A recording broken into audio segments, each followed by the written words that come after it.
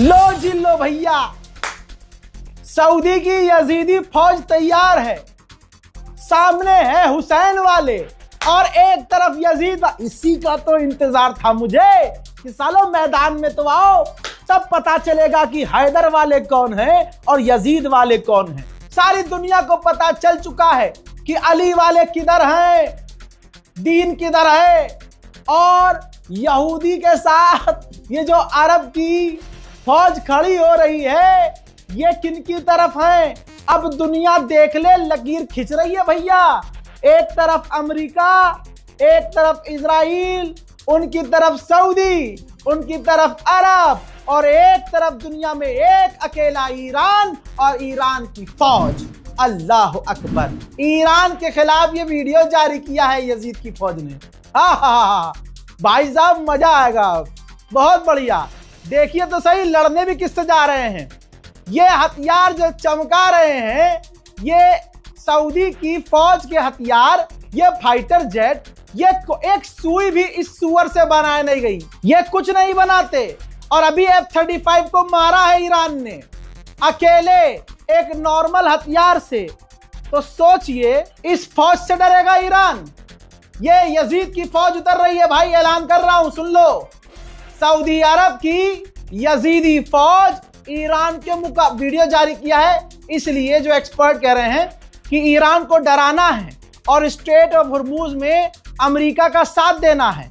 तो दुनिया इतिहास याद रखेगी कि स्ट्रेट ऑफ हॉर्मुज खुलवाने के लिए जहां अमेरिका के बड़े बड़े साथी, यूरोप के बड़े बड़े साथी, नेटो के तमाम देश पीछे रहे, उस वक्त खुदक कर यही बिन सलमान आया। बिन सलमान ने करोड़ों रुपए खर्च किए कि ईरान को कमजोर करो। बिन सलमान की बात याद रखना, बिन सलमान ने खामनाई को कत्ल करने के लिए डोनाल्ड ट्रंप को कहा, और यहां तक कि अभी 8 दिन पहले तक डोनाल्ड ट्रंप को पर्सनल फोन से फोन करके बिन सलमान ने कहा कि ईरान पर हमला जारी रखो, मारते रहो। और आखिरकार जब अमेरिका जीत न सका और अमेरिका के सारे पैतरे फेल हुए, तब आखिरकार जब अमेरिका को टूटता हुआ देखा और देखा बिन सलमान ने कि मेरे बड़े भाई के लिए कोई आ नहीं रहा है, तो ये फौज उतारी। अल्लाह अकबर, लानतुल्लाह लानतुल्लाह लानतुल्लाह। देख सकते हैं, दुनिया देख ले। कंफ्यूजन थी ना आपको कि वो कौन से मुसलमान थे भाई करबला में, जो मुसलमान होके हुसैन के खिलाफ खड़े हो गए थे, करबला वालों के खिलाफ खड़े हो गए थे। वो कौन से मुसलमान थे जिसने इमाम हुसैन का, अरे नबी के नवासे का गलत काट दिया था? वो कौन से मुसलमान थे? पहचान लो, अभी भी कोई गलत फहमी हो तो।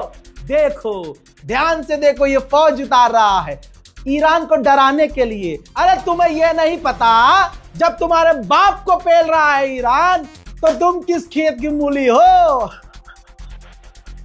मेरे दोस्तों, इस रिपोर्ट को शेयर जरूर कीजिएगा। उधर ईरान ने, एक बात बता रहा हूं, बहुत हमारे पास आए तो बेहतरीन खबरें मिलेंगी इंशाल्लाह। हाइफा रिफाइनरी पर जो ईरान ने हमला किया उसका ताजा मंजर है हजरात। वीडियो से क्लियर साबित हो रहा है कि क्लस्टर मिसाइलें दागी थी ईरान ने, क्लस्टर मिसाइलें। और दुनिया का सबसे खतरनाक एयर डिफेंस सिस्टम है इजराइल के पास। एक भी मिसाइल रोक नहीं पाया इजराइल।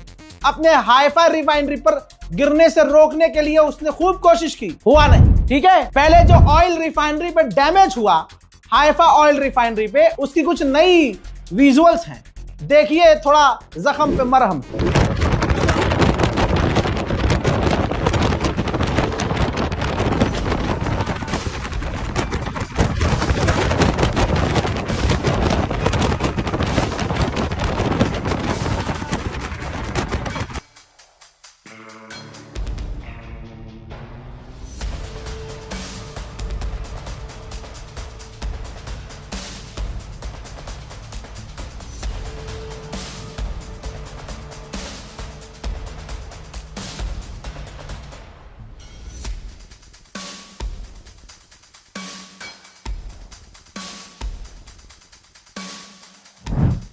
अब मैं आपको यहां एक और, मैंने कहा था ना रजाग्राफी देख रहे हैं, आपको एडवांस जानकारी में बहुत पक्की।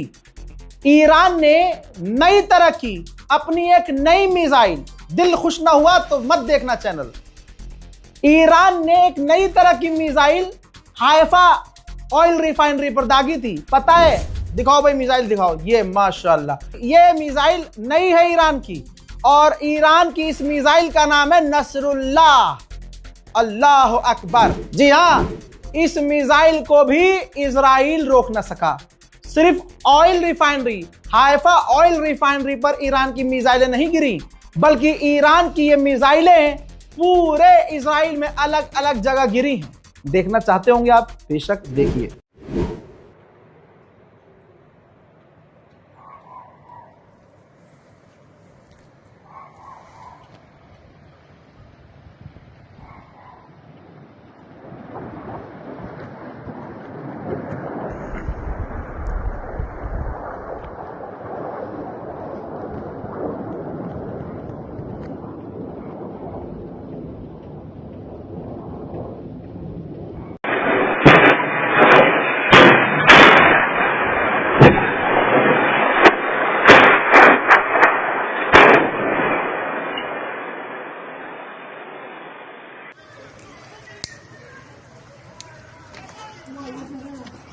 קומה שלישית באשכול, הנה, הנה. אומייגאד, אנחנו נשארים בבית, אלוהים ישמור. אימא'לה. אני מקליט. בבלוק של רווח, פרוספר. הנה פה. जितना डैमेज हुआ, अपनी ऑयल रिफाइनरी बचा ना सका, इनसिक्योरिटी पैदा हुई, यहूदियों में खौफ का माहौल हो गया कि अब क्या करें भाई साहब, हमारे यहाँ तो अब पहाड़ भी नहीं है, कहां तक भागेंगे भाई। वो तो हुजूर का जमाना था जब मुसलमानों से लड़ना पड़ता था, तो भाई जब अल्लाह वाले आते थे पीटने तो हम तो भाग जाया करते थे। यहाँ कहां भागेंगे, बेइज्जती ज्यादा होगी। तो भाई ये स्टेटमेंट जारी किया इजराइल ने। आप समझिए स्मार्ट मूव। इजराइल ने कहा कि जो क्लस्टर मिसाइलें हैं ये हमारा ज्यादा नुकसान नहीं कर सकती, जबकि रो अगर नुकसान नहीं हो रहा है तुम्हारा हरामियों, तो तुम छुपा क्यों रहे हो, दिखाओ। मेरे दोस्तों समझिए इस चीज को। इजराइल ने कहा कि नहीं जी, ज्यादा डैमेज नहीं कर पाती हैं ये मिसाइलें, और अगर हमारे लोग शेल्टर में रहें, अगर छुप कर रहें, तो ये ज्यादा नुकसान नहीं पहुंचाएंगी, और ज्यादा नुकसान नहीं पहुंचा रही हैं, इसलिए हम इन्हें रोक नहीं रहे, गिरने दे रहे हैं। बताइए ये कौन सी बात हुई। ये तो किसी चूरन आदमी को भी समझ में नहीं आएगी बात कि बोला क्या इजराइल ने।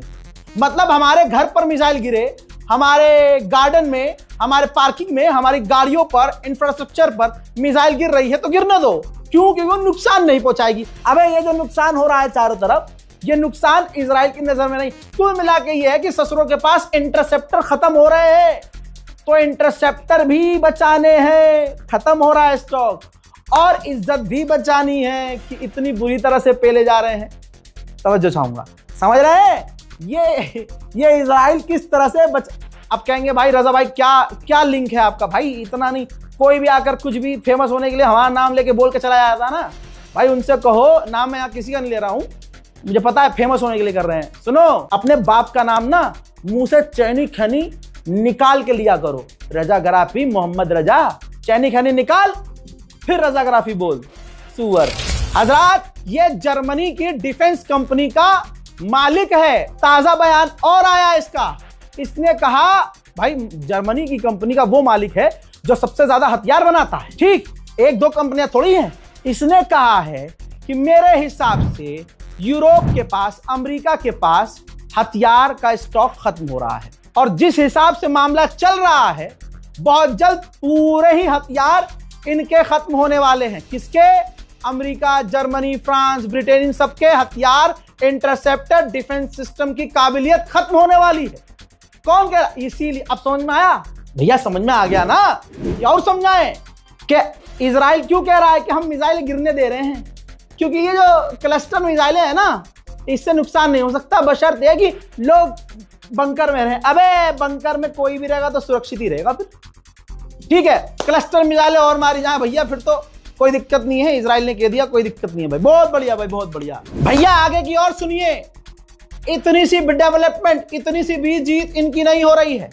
मैं भूलने नहीं दूंगा तुम्हें, ईरान पर जब हमला किया गया तो ट्रंप का मैक्सिमम प्लान ये था, ईरान की रिजीम गिरा दी जाए, हम जीत जाएंगे, ईरान एक दिन में घुटने पर आ जाएगा। ये इसका प्लान था गुलाबी सुअर का, बस इतना। अमेरिका के टॉप ऑफिशियल कह रहे हैं, अमेरिका, जर्मनी, फ्रांस, ब्रिटेन की इंटेलिजेंस कह रही है कि डोनाल्ड ट्रंप का इसके आगे कोई प्लान ही नहीं था। मेरे दोस्तों, अब IAEA का चीफ क्या कह रहा है? ताजा इंटरव्यू में उसने कहा कि ईरान के पास अभी भी न्यूक्लियर कैपेबिलिटी है, एनरिच यूरेनियम है। वल्लाह मेरे मालिक, तू ये तो बता दे, ईरान के पास ऐसी कौन सी ताकत है कि दुनिया की सबसे बड़ी ताकतों ने इन 20 दिनों में ईरान के न्यूक्लियर फैसिलिटी तक पर हमला किया।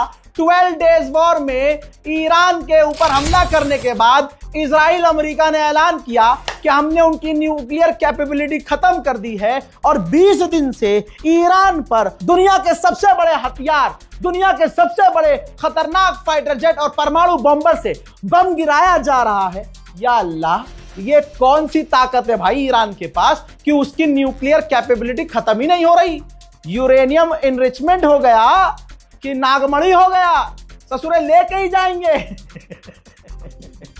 सॉरी मेरे दोस्तों, अब ये कह रहा है, ये परमाणु संगठनों का हेड है, परमाणु को जिन विदेशों का परमाणु होता है ना, उसका ये इंचार्ज है कि भाई ख्याल रखने के लिए। अब ये कह रहा है कि ईरान के पास अभी भी बहुत सारा यूरेनियम एनरिचमेंट है और वो सेफ है। मतलब ईरान के टॉप लीडर बंकर में नहीं जा रहे हैं और न छुप रहे हैं, शहादत दे रहे हैं, लेकिन यूरेनियम कहां रख दिया भाई? कौन से बंकर में?